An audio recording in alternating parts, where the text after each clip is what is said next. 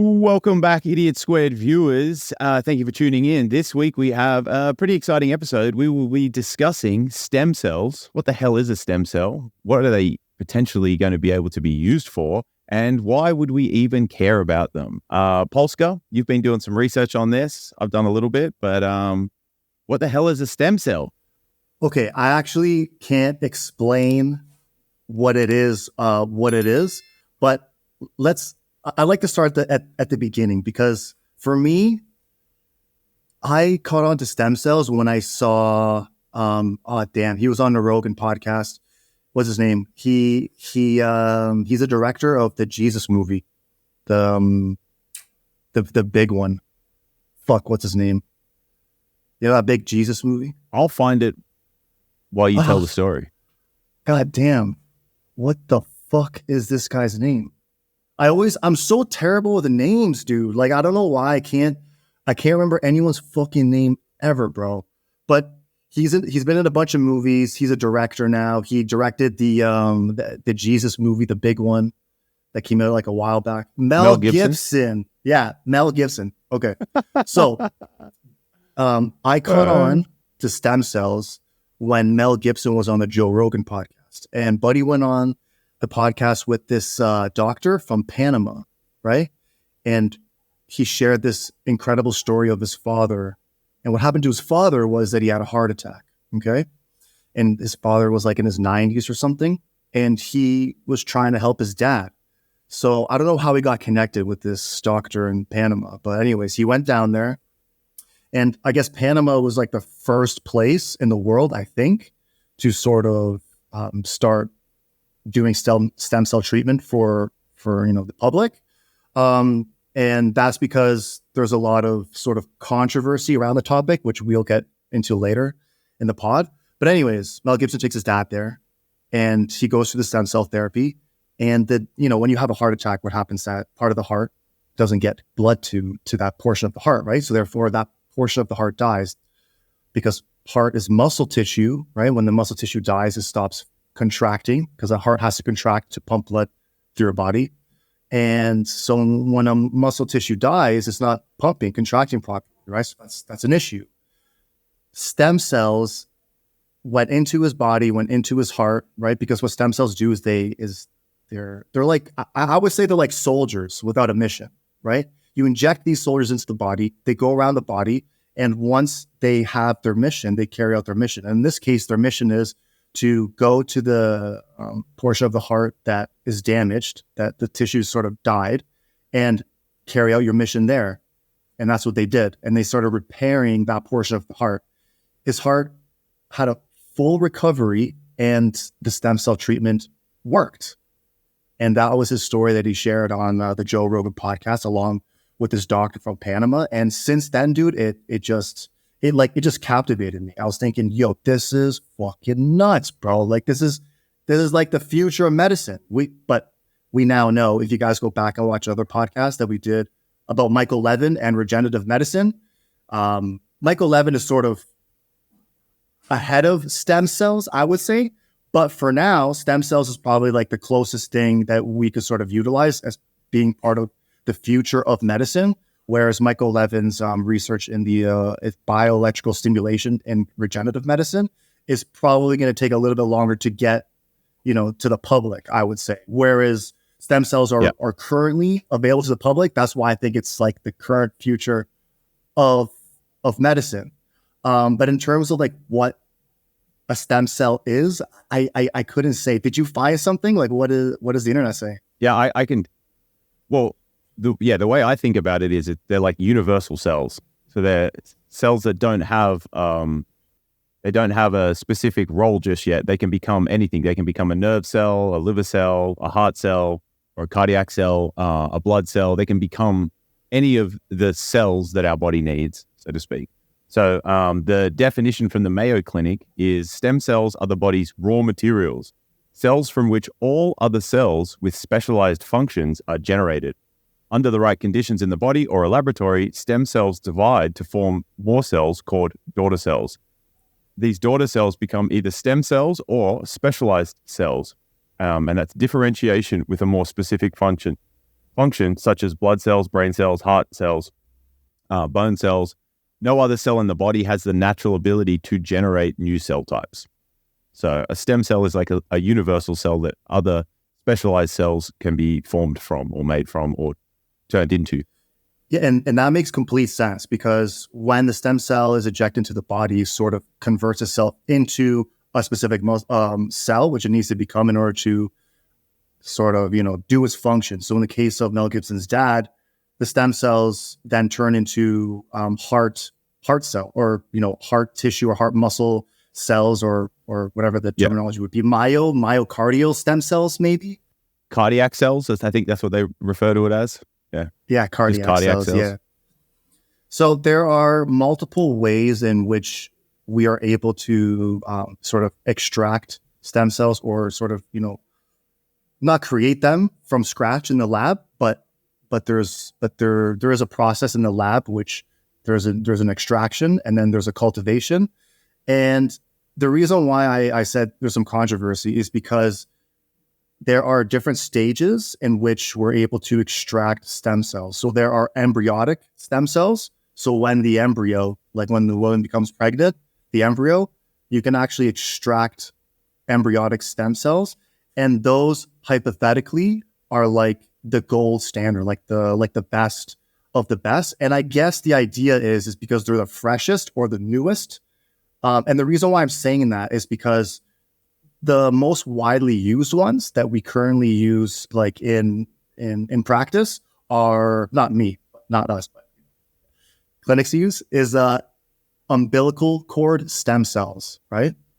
And umbilical cord is considered like as a mature sort of tissue. And it's mature in the sense because it's carried out its use. The umbilical cord, it's not going to be further used, right? You would maybe think that, like, why is an umbilical cord a mature tissue when it's, a baby's being born? But it's not really associated with it. Like, because a baby is new, therefore that's new. It's because it's already done its function. So therefore the stem cells which are extracted from the umbilical cord aren't as fresh, or I guess new, as embryonic stem cells. But again, like it's controversial, because can you imagine ethics behind extracting stem cells from an embryo? It just doesn't sound ethical. Like, what do you think about that? Like, when you hear that, like, okay, we're going to go into a pregnant lady and extract stem cells from like the embryo. Like, sounds kind of strange, don't you think? Yeah, sort of. I don't know. Yeah, look, if you're going to use it and they're like your child is going to use it, I don't know. I don't see too much of an ethical problem there. If people were extracting it from the embryos and then selling it for other people to use, maybe, but I don't know. Like, if it helps solve a bunch of problems, then maybe it isn't that bad. Look, if there's negative effects to the child in their development by doing that, then I think, yes, definitely there's ethical concerns. But if there isn't, then I can't see why. Like, if there's some capacity to extract embryonic stem cells without any negative side effects, then I'd be all for it. To be fair, I don't know. I can imagine why people would think that there's ethical, issues, but I can't see it unless there is some sort of damage or harm. Yeah, for some reason, I just assumed that there would be. We should see if we can look that up. Do you mind trying to see if it damages the embryo at all? Because I'm sure that curious, there would be a limit. Yeah, I'm sure you could right? probably take some without any effect, and then the more you start to take, maybe there is. Right. So because umbilical cord stem cells are the most widely used, what happens is once they're cultivated, and by the way, the process and like extract them and cultivating them and actually keeping them, and then I guess there's another process once they've been kept to cultivate them again before they're being used, which is another stage. That whole process is very, very expensive, because there's only so many machines or labs that have the technology to do it. And again, because it's difficult to do, and like, I guess, holding them, like storing them, is the most expensive part. That's why it's so expensive to get the treatment done. It's like I guess it's like a supply and demand sort of issue as well. And there's also laws in place too, like stem cells aren't exactly 100% legal in most countries. The only countries I'm aware of that do it are Panama, Mexico, Colombia, Spain, and I've heard of like some clinics in America doing it, but for some reason, most Americans go outside of America to do it. Maybe because it's cheaper or it's better. I'm not sure, but apparently the FDA can't allow live cultivation or live because when you inject someone with stem cells, you're injecting them with like an agent that's sort of alive, I guess. That's how they classify it. And according to the FDA, you're not allowed to inject people with things that are like considered alive, which is interesting. And like, because the FDA is usually just mostly bought for moving most things. And if you look at most of the supplements that are on the market that are approved by the FDA, it doesn't make any fucking sense. So I don't know what's going on there. Well, it's corrupt like any other organization, but I mean, the therapy works. You know what I mean? At the end of the day, the therapy has been shown to work. There's a lot of good testimony. There's obviously some controversy, but again, I think it's the current future of medicine. So when the embryonic stem cells are actually in the bloodstream and they localize themselves into where they're going to actually carry out their function, like you said, they actually convert into that cell of that place. Or like, like if it's in the heart, like it was in Mel Gibson's dad, they convert to cardiac stem cells, which is absolutely mind fucking blowing. Like that's incredible. Like that to me, it just blew me away because you can, if you have knee pain, for example, right? They'll localize to the knee and they will carry out their function and they can repair like certain types of knee tissues. I think actually that's been the biggest benefit so far from stem cell treatment is if you have knee issues, they do a really good job for almost everybody who has knee issues, that type of therapy. So stem cells won't actually work for 100% of the population. It's like anything else. But when it comes to knee pain, currently it works for almost everybody. Like that's like the highest efficacy.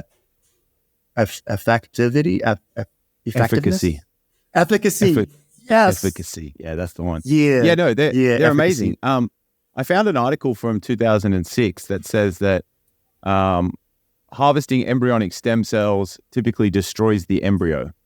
And that's unacceptable. But this was in 2006, and this article says that apparently researchers say that they have a new way of doing it that does not harm the embryo. But I haven't been able to find anything on that just yet. But that's obviously why there are some ethical concerns. But yeah, so what you were saying is that not all stem cells are created equal. Some stem cells are more universal than others, and that's where the embryonic ones are the most universal. And then the later the stage, the more sort of specific they get, and they lose some degrees of freedom as to what they can become. But broadly, just quickly, the class of problems that can be assisted by stem cells is pretty big, right? Like you mentioned knee pain, and that's typically coming from people that have damage to their knees or some sort of degenerative disease or issues with the tissue. And the stem cells can go in there and they can remake the tissue if it's needed. And so you mentioned that it's not effective with everybody.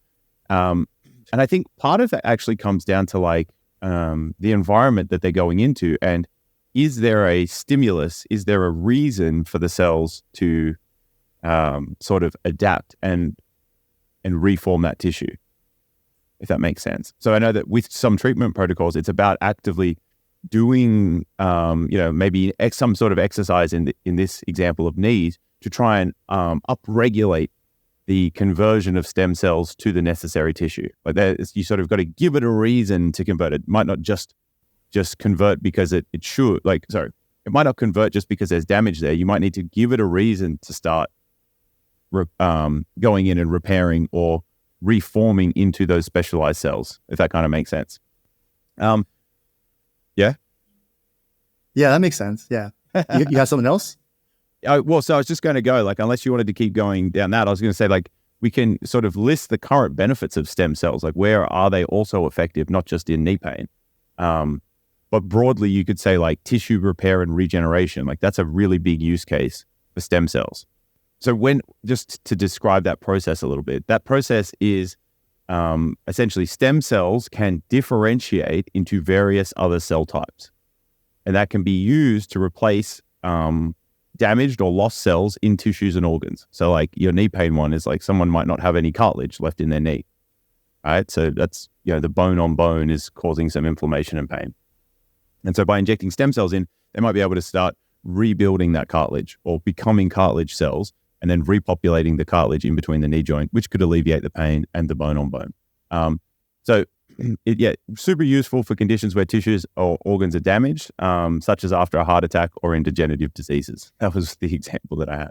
And then you got bone marrow transplants. So stem cells from bone marrow can be transplanted to treat diseases like leukemia, multiple myeloma, and some forms of anemia. This is one of the most established and widely used applications of stem cells. Another use case is treatment for neurodegenerative diseases. Stem cells have been shown promise in treating diseases like Parkinson's, Alzheimer's, amyotrophic lateral sclerosis, ALS. They can potentially replace lost neurons or protect existing neurons from further damage.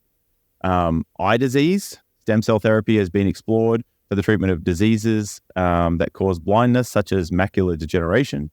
Skin burns and wounds. So skin grafts containing stem cells can be used to treat severe burns or chronic wounds, promoting faster and more efficient healing. Spinal cord injuries. There's ongoing research on using stem cells to regenerate damaged spinal cord tissues, potentially helping patients regain function. Reduced risk of rejection. Using a patient's own stem cells, autologous transplant, for treatment can reduce the risk of rejection, which is a common problem with organ transplant. So when someone's getting an organ transplant, you can inject some stem cells in there or combine some stem cells with that, and it helps with the uptake. Arthritis, obviously we just mentioned the joint degeneration. And then chronic pain seems to be like a huge one. So just beyond arthritis, stem cell therapy is being explored for broader applications in pain management, especially for conditions that don't respond well to conventional treatments. So like it's across the board how useful these things are. And you can understand it. Like if it's a universal cell, and you've got some cells in your body that are damaged or broken or dead or aren't doing the job that they were sort of meant to be doing, then putting these stem cells in so that they can create new versions of those cells is really cool, one, and hella useful, number two.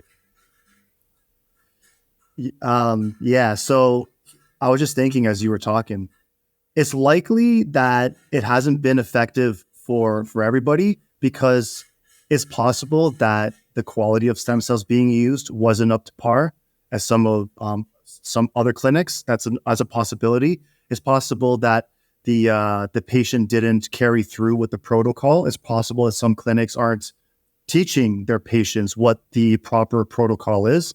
It's also possible that they themselves aren't living a high quality lifestyle, which I mean, are they taking care of themselves? Are they eating right? Are they exercising?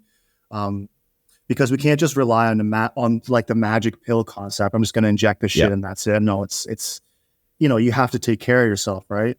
If you're gonna be doing stem cell treatment, there's a lot of actually things that you have to consider. But I think the protocol, like the frequency, the doses, these are all very, very important things. And if you have knee pain, and knee pain is the most efficacious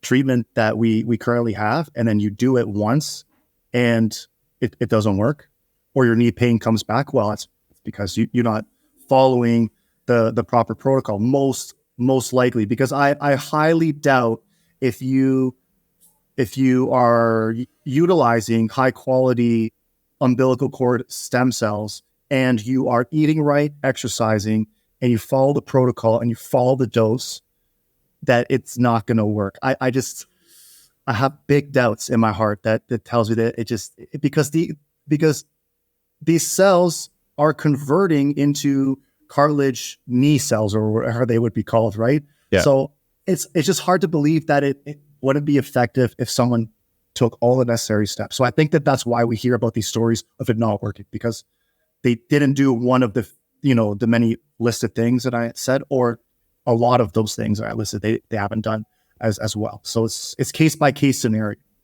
One thing also that you just mentioned, to like shine a light on there is you can get the stem cells and they're incredibly powerful and they can become new tissue. And if you don't correct the underlying issue, so say your knee pain comes from like a problem with your gait or a movement problem, like you're doing a movement that's just like terrible for your knees, or you don't have enough muscle mass to support the joint, et cetera, like all of those things, that can also be why it may not work, right? And it's not that the stem cells aren't necessarily working, it's just that the problem is actually coming from somewhere else. Like it's the actions you're doing in life, or the movements you're making, or some sort of behavior that you're doing that's leading to this. Or again, if you don't have, if your environment is still rather toxic, like within your body, like if you're not living a healthful life, then, the stem cells probably aren't going to be as effective as when you were doing that. You know what I mean? Like if you were embracing the nutrition, the recovery, trying to, reprogram some of your movement patterns that may have led you to have bad knees or bad elbows or whatever the problem is, then if you use it as part of a holistic treatment, that's where I see it being the most effective.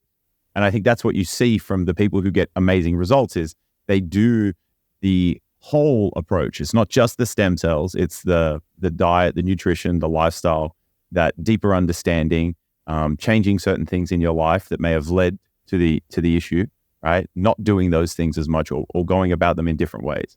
So I think, they're incredibly powerful, but you sort of have to embrace doing a couple of things different as well. You mentioned a few different use cases, which I find super interesting. For one of them was leukemia. I find that one super, super interesting. So leukemia, is that cancer of the bone, or is that cancer of the blood? Leukemia. Oh, is it bone marrow cancer or is it blood cancer? I can't remember what it is. Like if it's bone marrow cancer. Isn't it bone marrow cancer that affects your blood? That to me sounds kind of wild. That if it's a cancer of the blood forming tissues. So I think it's like bone marrow cancer, and that affects the way your body produces blood. Okay. So I guess you could just utilize bone marrow stem cells. You could probably, in that case, I think you might have mentioned this actually, where you could extract bone marrow stem cells and then you just use that. You would have to use the embryonic stem cells per se. So it would be a different process. Would you be able to use do you think you'd be able to use the bone marrow stem cells from the patient though? Like the same person with the leukemia? Or do you think that those stem cells would somehow be, no, because cancer cells it's like a down irregulation in cells. So the stem cells would still be considered healthy at that point, in that stage, right? I think if there is non-cancerous tissue in the bone marrow, then you could probably use the stem cells from that bone marrow. Oh man. Yeah, I'd be curious to what the physiology of that would be. Like, how does that actually repair? Because I can sort of wrap my head around like cardiac stem cells and how they repair cardiac tissue, or cartilage knee stem cells, if that's what it is called, and how they repair cartilage tissue. But to think like how what's it called, bone marrow stem cells treat leukemia, like bone marrow cancer, I can't. I'm having a hard time wrapping my head around that one. I'm just reading up on it, so you keep going through your thoughts. Yeah, like I'm trying to sort of see as well. Like, I'm trying to find some shit. Sorry. Here it says this doesn't really give like a good idea, but in theory, stem cells are used in leukemia treatment through stem cell transplantation, like were talking about, which involves replacing diseased bone marrow with healthy stem cells from a donor. Here it says from a donor. So maybe the stem cells from the actual patient are compromised in some way. That could be a possibility, which I'm having difficult time understanding, because they're sort of like the original cell per se before they carry out their but if it's all cancer function. cells, maybe they're fucked up. But I've got some stuff saying that it can be from the patient as long as they're healthy cells, or from a donor. So it can be from your own body or from a donor, apparently. Oh, that's wild. I think the process of extracting bone marrow stem cells is quite invasive. Yeah, If meant I to be heard hella correctly. painful. Yeah, because they literally have to stick you with these giant needles all the way deep into your fucking bone. Ooh. Yeah. Yeah. Oof. No. Yeah. Yeah. Not good. Okay. So the way that it is meant to work is that the stem cells are meant to go in and then start repopulating, because repopulating the bone marrow. So when the bone marrow becomes cancerous, it does not form into red blood cells, right? So the blood doesn't get formed the way that it normally would if they were healthy cells. And so by treating with stem cells, the stem cells go in and start to create new healthy cells, pushing out the cancer cells, essentially. So when we have leukemia, the what's compromised is that the bone marrow is not able to create red blood cells. Well, yeah, the cancerous bone marrow doesn't form adequate red blood cells. Okay, but only the cancerous portions, right? So you would have other bones in your or like other parts of your body producing red blood cells. It's just there'd be a portion of your body compromised. You think? Yeah, depending on the stage of your leukemia. You know what I mean? Like some people might have more healthy tissue versus less, whereas like later stage, like stage 5 or whatever cancer it is, like where it's really, really pervasive, you're probably going to have less and less healthy cells to take from. So if you get it earlier, it's probably easier to get healthy cells. The later it is, the harder it probably is to get the stem cells. Fuck. Bro, like having a limited amount or like a reduced amount of red blood cells, that sounds scary as fuck, dude. Oh, it would suck. Like, yeah, because red blood cells carry oxygen around your body. Yep. So your body would just start sort of deteriorating, I suppose. Again, like I don't know anything about leukemia. Imagine you're dramatically reducing the amount of energy that you can utilize. Yeah. In that case, would your white blood cells naturally increase and sort of affect the ratio? I don't know. I'm not a. I must admit, I know fuck all about leukemia. I know, guy. I know. Sorry, guy. I've never really looked at it. I'm just like suddenly like just interested because cancer is one of those things where we don't have a good solution, right? Like in recent times, we've sort of found a pretty good Band-Aid for AIDS, right? There are various types of medications that AIDS patients can take where they can live like a normal life. But it's very important that they take that medication daily and like don't miss a day. So they can have the AIDS virus considered inactive in their body when they're taking the medication.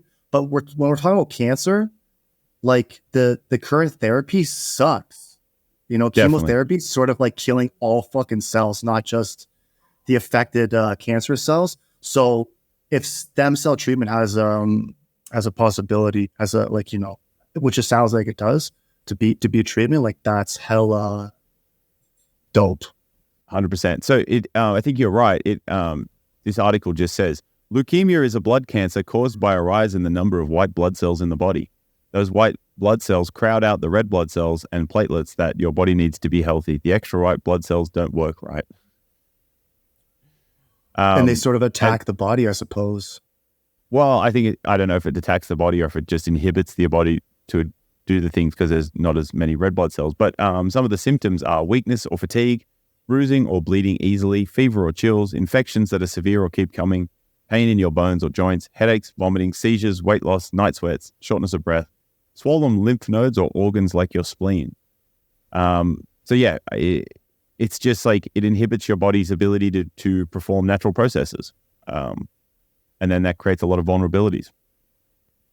But yeah, like I think this is the beauty of the stem cells. Like by having this little universal thing that you can inject, you can put into your body and it can go around and it can be whatever it needs to be. Like the beautiful thing about the stem cells is by putting in these little like undifferentiated cells, then your body can utilize them to become whatever it needs them to become, which is like, it's pretty dope, pretty universal as well.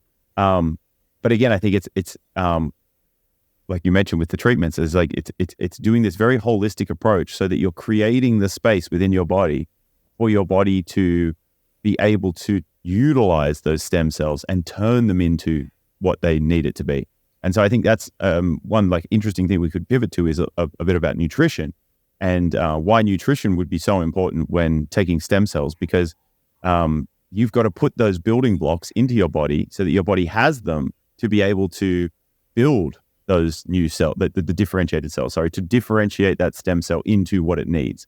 And you're going to need ingredients. You're going to need building blocks to do that. You're also going to need energy for that. So it's important to make sure that you're adequately nourished and have sufficient calories to perform this this recovery process. It's like what you said the other day. No thing is one thing, yeah. Right? So it's like a whole slew of things that you have to do to ensure an effective recovery. Guy, if you were thinking about recommending somebody a sort of diet who was considering doing stem cell treatment, like what sorts of foods would you direct them to eat, or would you sort of try and cater their diet more like a personalized approach? Like, would you have like a template, you think, or would you have a more personalized approach that would be considered most effective for patient A, for example? It would have to be very specialized. But if we zoomed out and we looked at like what would all of those things broadly have in common, well, it would be firstly addressing that you would want to make sure that the person is ingesting enough good quality proteins and adequate amounts of good quality protein, adequate amounts of good quality fats, because both of those things are essential. So we need those to build the structures and perform the functions in our body. Carbohydrates are not essential, but they are a good form, or they're a decent form of energy for explosive movement and certain types of activities, right? But they're not essential. We can survive and sustain ourselves without eating carbohydrates. We can survive off just protein and fats. And that's needed to build, all of the structures in your body, essentially, right? Come in that form. And so first and foremost would be like understanding what the person's issue initially was, what their lifestyle was before that, like, and what their use case is. Like, why are they getting the stem cells? Is it to just repair a thing, or they're just getting it to be repaired so that they can go on performing at a high level in some sport or something? That would be a different protocol than from somebody who's just got, shoulder pain from doing things when they were younger and now they're older and they just want to repair. There would be two different approaches. But I think broadly with all approaches, the first point of call would be, is the person eating an adequate amount of good quality protein and the necessary fats required to complete those processes in the body? Because if you don't have those building blocks in the body, how can your body build the cells that it needs? Yeah, it's true. I guess it would have to be specialized. I suppose any diet for any sort of use case would have to be specialized. I imagine there'd be similarities, like, you know what I Yeah. mean? There'd be overlaps, but you couldn't just use a cookie cutter template. You'd have to address it on an individual basis. Everyone's going to have different needs based on their size, their activity level, how bad their issue was, access to quality nutrition, finances, etc.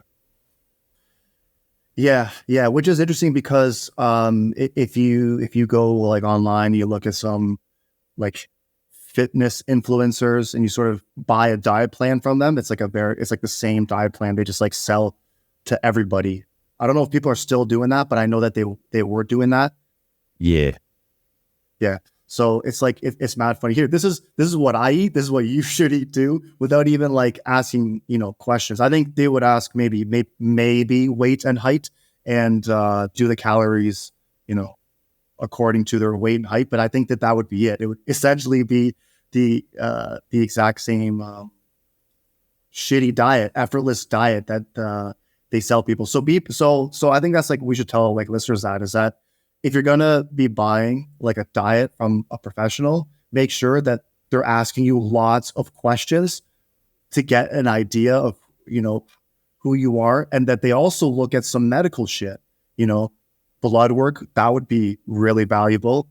Also some other tests as well. Like if you're paying money for a real diet plan, like those are some of the things that should be looked at and should be considered to make a diet plan sort of specialized for you. Don't just buy like any fucking plan that so-and-so is doing, because most likely these fitness influencers are going to be selling shit like low carbohydrate, unsustainable diets for everybody, right? Which no one's going to actually do. Chicken and broccoli.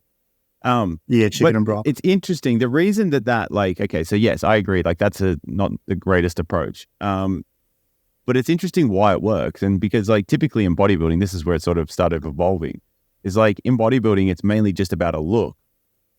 And you can achieve a look in like over short periods of time by doing that. It's like you can not worry about the nourishment of your food, so to speak, and just cut your calories and just eat chicken and broccoli. And you can end up in pretty decent shape. Whether or not you'll be fully nourished or thriving in terms of health is a completely different thing. But most bodybuilders don't care about that. They just want the look. And so that's why you can have like these cookie cutter plans that can work in that sense, but it's like it's working to achieve a look, not working to achieve optimal health. It's not achieving any of those other things because it doesn't consider any of them. It's just going on like, if we cut your calories, you'll lose body fat, you'll end up looking leaner. And that was the goal. So when you have low dimensional things, you end up with like low dimensional applications of them. And a cookie cutter plan is very low dimensional. It's very one dimensional. Whereas, contacting somebody and getting a very personalized, something that is designed to meet your needs and to help you achieve the goals you're trying to achieve, and is sustainable is a much better approach. But I think definitely with the stem cell stuff, the nutrition goes hand in hand. And then on top of that, it's a lifestyle change as well to a degree. Like there is a period after doing the stem cells that you want to have some lifestyle change to help the uptake and to help the conversion of those stem cells into the cells that they need to be. And providing that stimulus and providing that the reason for your body to convert them into those necessary cells, to me, from what I've been reading about this, is what really helps improve the efficacy of that. So an interesting thing I was just thinking about when you were mentioning the knees before is one reason why the knee pain treatment might be so effective is because, people, get the treatment, then they have to walk. And so walking and using your knee kind of like provides a stimulus to be like, we need to rebuild these cells. And maybe that's why the efficacy is a little bit higher. So I think with regards to stem cells and nutrition, it's probably a good idea to be eating foods that are helping with inflammation in the body. And what I mean by that is decreasing inflammation in the body, because when we have lots of inflammation in the body, our body is, not working optimally. And we want our body to be working more optimally while we are doing the stem cell treatment. And the stem cell treatment isn't only, for that day or, that week, but stem cells are actually carrying out their function for months in your body. So we need to make sure that going into the stem cell treatment that our bodies are, have low inflammation and also high antioxidants.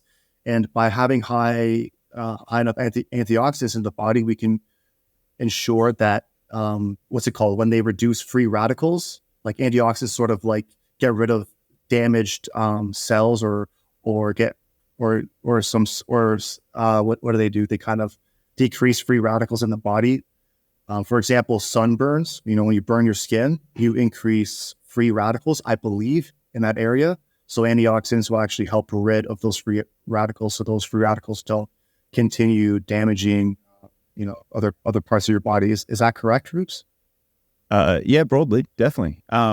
Yeah, definitely. The inflammation thing, I think, is important but inflammation is often thrown around as like, what even is that? Like people who use the word inflammation typically don't even sort of know what that is. But like one way I like to think about it is like, more inflammation is akin to being in like your body or the cells in your body are in a more agitated state, right? Like they're pissed off essentially.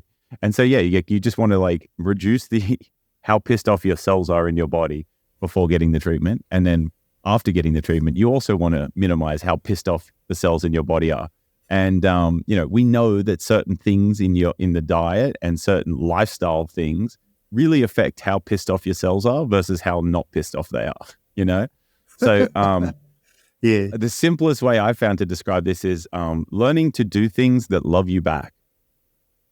And learning to do things that love you back. And so some things, like might seem good in the moment, but don't love, like you might love it, but it doesn't love you back, right? So eating shitty food that irritates your gut or, the flora and fauna, the bacteria in your gut, or eating things that, piss your gut off and then allow large particles to get into your bloodstream, causing autoimmune responses. It's just like your body already has a lot of things to deal with. Stop putting other things into it that make more work for your body to do. That's how you piss your body off, because it's constantly getting drained at maybe a faster rate than it can be replenished.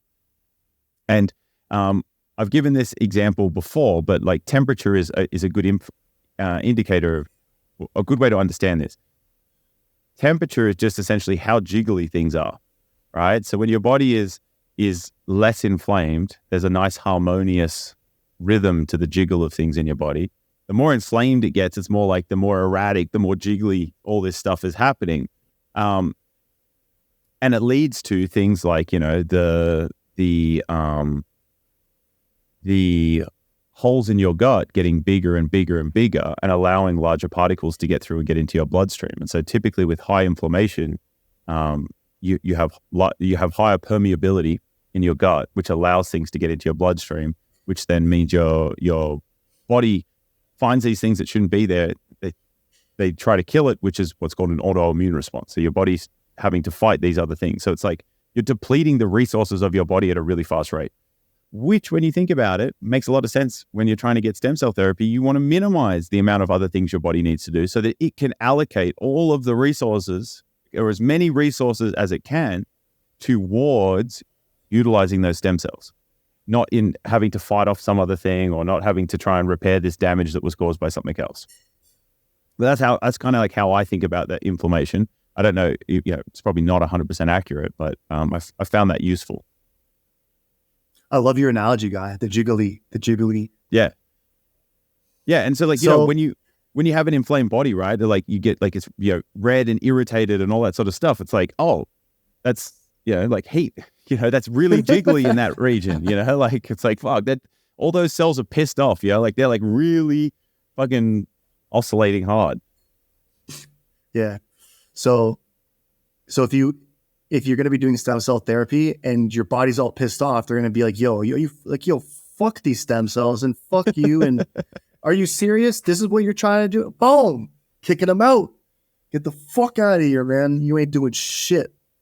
Legit. Or don't even have the resources, like they might really want to use the stem cell, but the stem cell can't be utilized because there aren't enough resources, because your resources are being depleted by having to fight these other battles. Yeah. Right? Yeah. One little analogy which just came to my mind that I think might be useful is like, if you're a country and you're constantly under attack by other countries, right? Well, then, like, most of the people and the time and energy of people in your country goes towards like building weapons and trying to protect the borders and doing all this other stuff. Like, you can't be building amazing parks, and you can't be like creating all these good things for people socially and the rest of it, because you just don't have the resources, because you're always under attack. You're having to spend so many resources on trying to protect yourself that you can't actually spend time on like building the country, so to speak, or building a nice place for people to exist in. I think that's one useful way of sort of thinking about it in the body as well. That's a great analogy, guy. You mentioned before that it's a lifestyle thing, right? What other lifestyle factors do you think you need to sort of take into consideration when doing stem cell therapy? Because we got the nutrition. What else? Yeah. Well, it's just the basic stuff to be healthy. Like if you do this and stem cells, I think it's incredibly effective. And so one is like learning to breathe. Okay. Like learning how to take nice deep breaths, learning how to, if you're a shallow breather, learning how to do deep breaths, learning how to change the cadence, learning how to like inhale, hold a breath, learning how to exhale, learning how to extend your exhale, just being mindful of your breath. As you mentioned, oxygen is carried by red blood cells. Oxygen is essential for the body. Look what happens when your red blood cells get inhibited or the amount of them reduces. Bad things happen in your body. So making sure you're getting adequate levels of oxygen. And so learning to breathe is a big part, but then also the quality of air you breathe really matters as well. So getting some good quality oxygen or air in is really important. Sleep is huge. Like sleep is when your body repairs. Sleep is when your body, and I have an analogy for this as well. So like you think about roads and road work that happens on a road. So I'm sure everyone's familiar with like, there'll be some damage on a road and then people turn up and they have like the sign people that allow people to go through and stop other people going through. And they typically like repair one side of the road and then everyone's driving on the other side that's not getting repaired. And then they repair the side that's broken and then they swap it so that everyone can drive on the old side and now everyone's driving on the new road. And that's like a way to repair a road, but it's never the best way. Right? The best way would be to like close the road down for as long as you need, okay? Fully repair that whole road at the same time, right? And then allow people to start driving on it again. But that doesn't happen a lot of the time because we still need to use those roads. People need to get to and from places. You can't just shut it down. When your body is asleep, it's like shutting the roads down. It's like not as many things need to be using the road. So you can shut that part of the body down and you can fully get in and repair it. But if you're getting shit quality sleep, it's like only partially closing the road down and still letting things go past and do stuff. And you just never get that same quality of repair, right? And so really good quality sleep is important. It's essential for good repair. And so if you're not sleeping adequately, you don't have enough time or you don't have the good enough sleep quality, you're not getting into the different phases of sleep or cycling through those different phases of sleep, then you just won't be able to repair at the same level that somebody who is getting that good quality sleep will, right? So sleep is really important.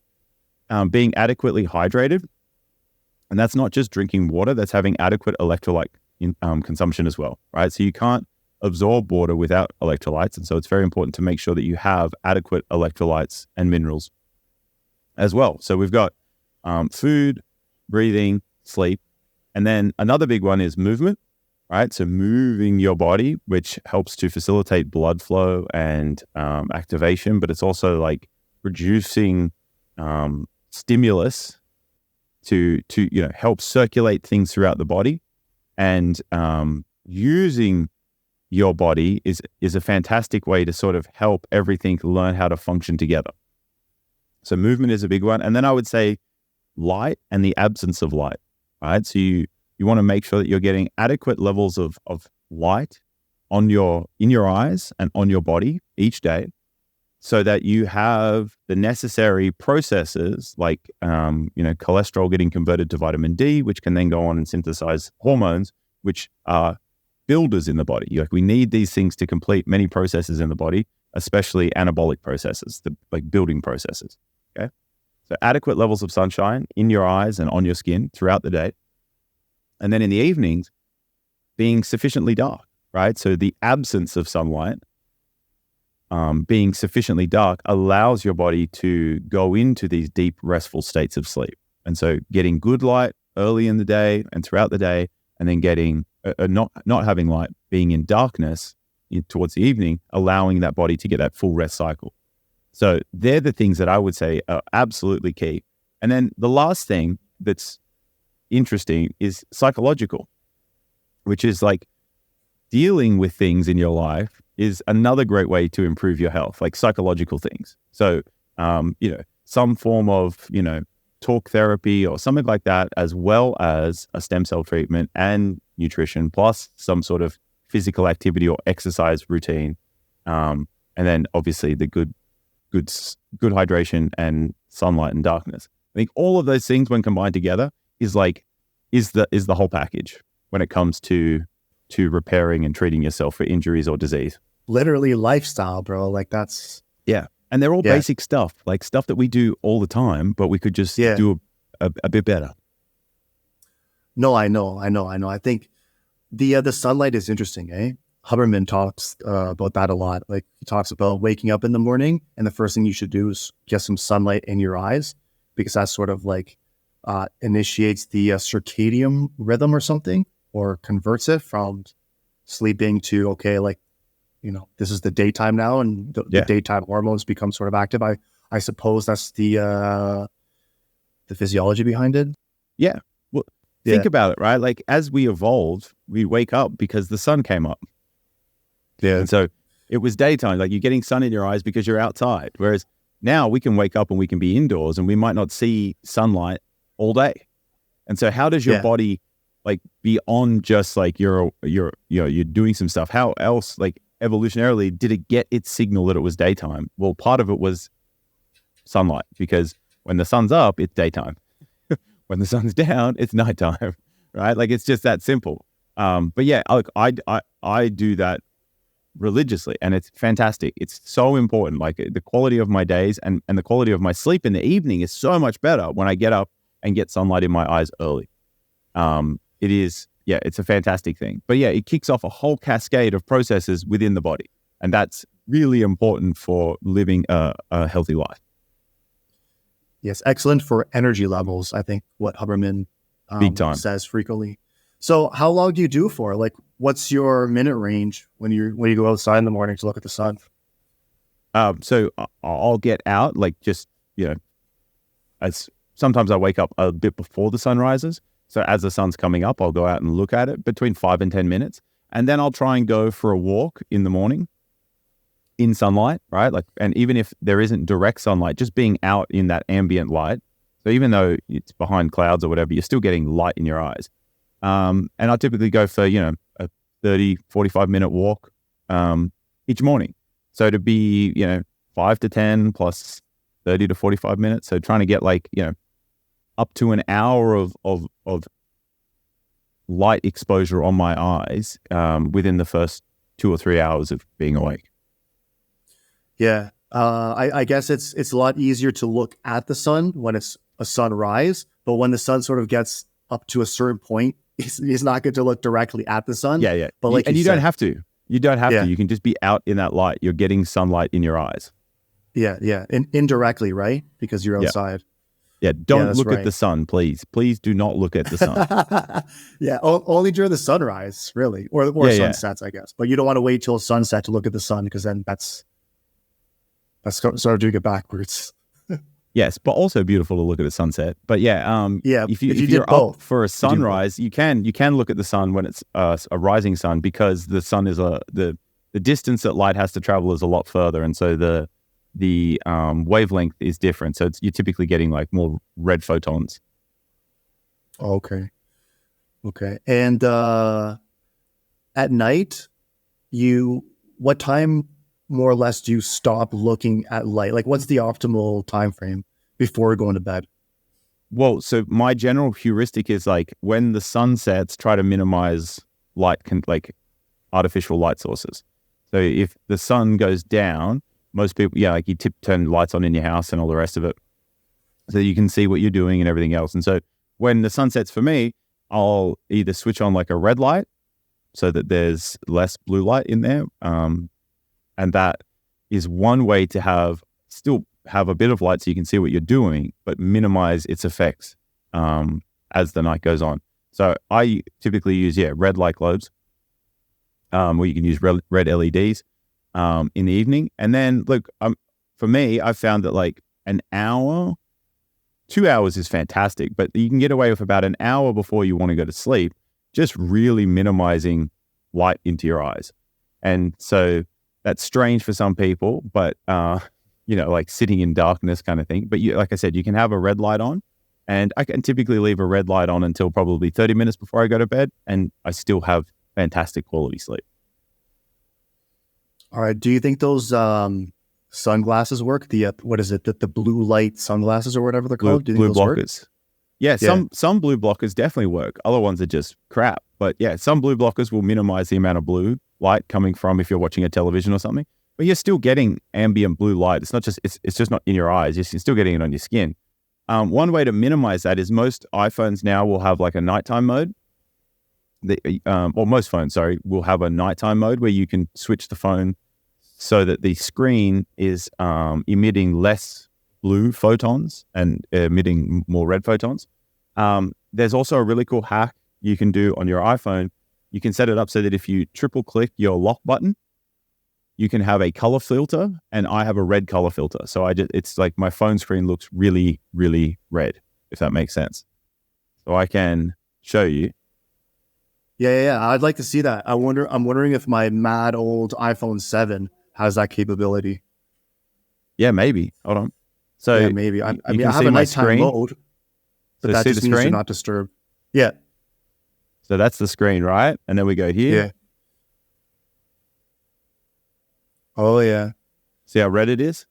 Yeah. I saw it change. Click it off. Yeah. Well, okay. Now I can see them. Yeah, it's mad red right now. So this yeah. is what I do at nighttime. I'll have my phone on red. And that helps just a little bit.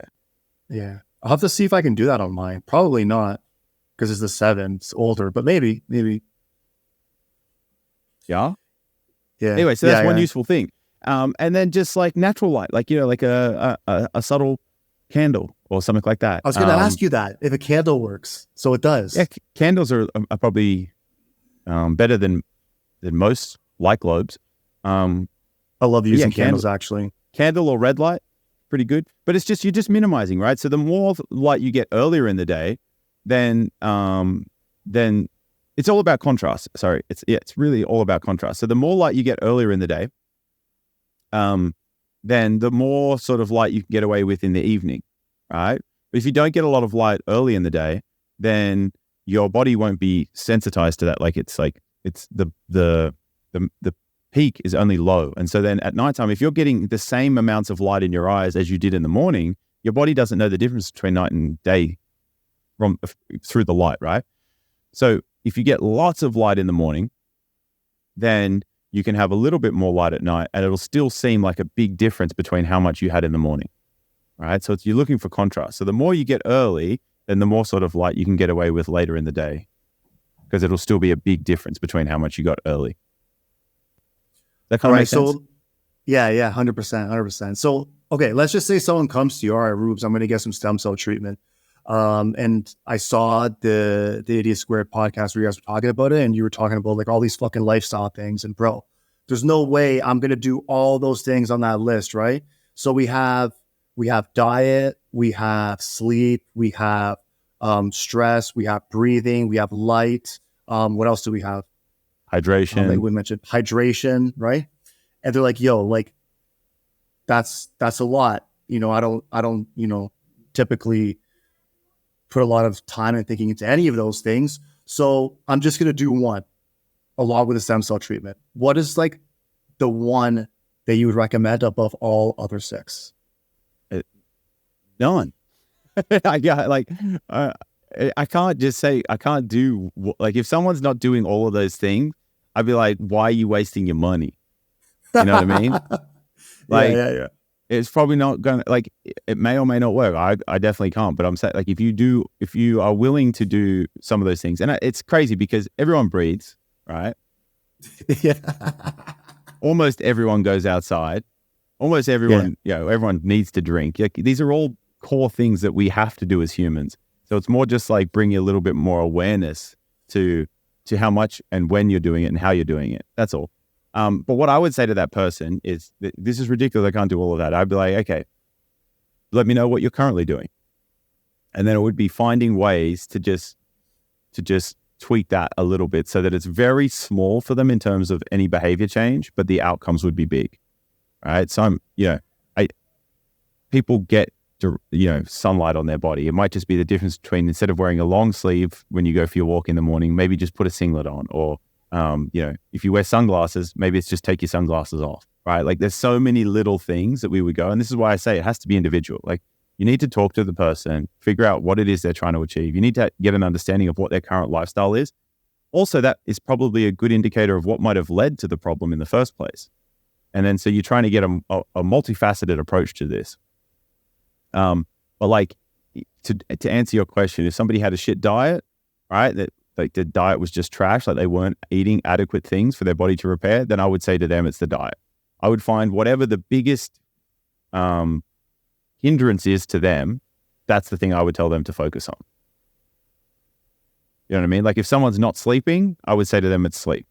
You know, it would depend on that. But otherwise I'd just be like, you're probably just wasting your money, yo. All right, there you have it. If you guys are considering doing stem cell treatment, make sure all your shit's in order so you don't waste your fucking money, because the shit is goddamn expensive to do. And because you can only do it in certain countries, you also have to, go to those specific countries as well. So there's another additional cost to that. So it's a big investment in time and money. So it would be just ridiculous not to make sure you're doing all of the other necessary things to optimize your recovery and your, the therapy essentially. Yeah. I'd also say like one big thing too with people with stem cells is like if they are in chronic pain and things like that, then getting the stem cells and having some of that repair happen is going to make them moving and a bunch of other processes really easy. So you're utilizing that stem cell treatment to then give you this boost to then start these new subtle little lifestyle changes that have massive payoffs. And on top of that, I would say if you're thinking about getting stem cells, utilize a company that helps you put all of those things in place. Don't just go to a company that's going to give you stem cells. Go to a company that actually provides a full service, right? That helps to work on what adequate nutrition would look like for you, what good sleep would look like for you, or what needs to be improved. Go to a company that helps you put these things in place, and go to a company that walks you through a lot of it for the first period, okay? Because then it's not up to you to have to do these things on your own. You're actually being guided. You're having somebody help you. It's like having a personal trainer that can, show you how to do exercises and be there to support you and encourage you and make sure you're doing it safely, etc. So you can learn these things and then go off and continue them in your own life. I think that's what you need to look for a company, and I think that's probably rare. But if you're going to spend the money, you may as well go for the full service. So guys, let us know. Guys, gals, let us know if you like this topic and you'd like us to go into a deeper dive, because this is something that both of us are going to be continuing to study as well and learn, because we both have an interest in stem cells. So if you'd like us to come back to this topic, talk about it a little bit deeper, talk about the specifics, maybe the specific dosage or the specific protocol. What is that? What is the concentration of stem cells needed in order for it to be effective? If you like us to take like a deeper dive and maybe like a more physiological dive as well, let us know, because we would love to talk about those things, because we have an interest in studying this this further. Yeah, and I want to do a cross between, I want to do stem cells and the bioelectric stuff. I want to see if there's a crossover there where you could like inject stem cells and then use bioelectric things to upregulate that stem cell transition and a bunch of other stuff. So I think that's a cool area to explore as well. But yes, thank you very much for listening. Polska, have a great night. Enjoy yourself. That's a wrap, is it? Yeah, but we got to say one more thing, guys. Sorry, guys.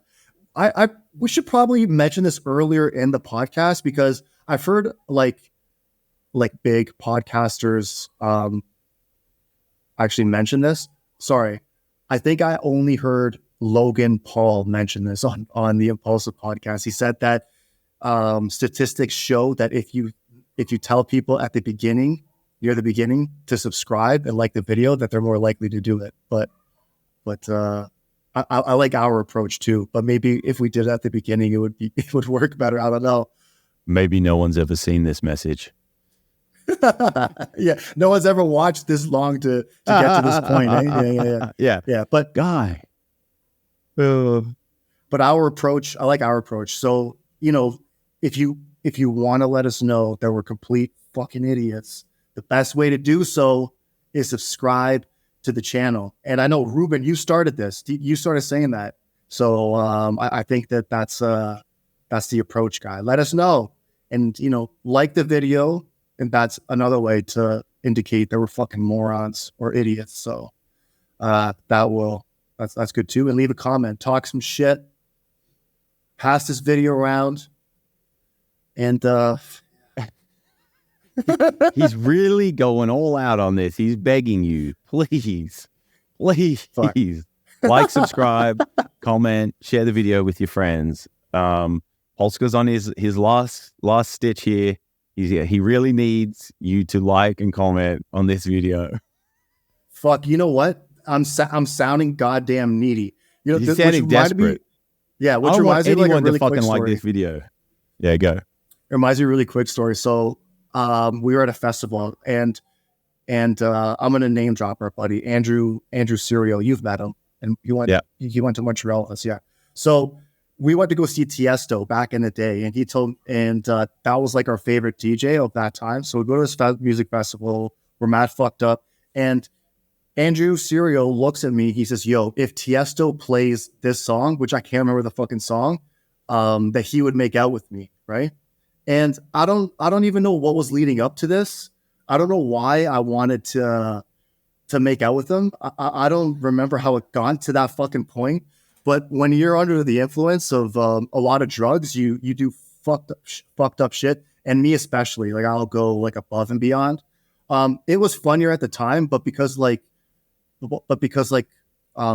you know, I would just say that gay shit is cool now. It's not as funny to me anymore. But back then, I thought it was hilarious. So anyways, Tiesto plays the song, and I look at Serio, and the way I looked at him, he says, "Bro, it looks like you need it, and it's turning me off. I'm not fucking doing it."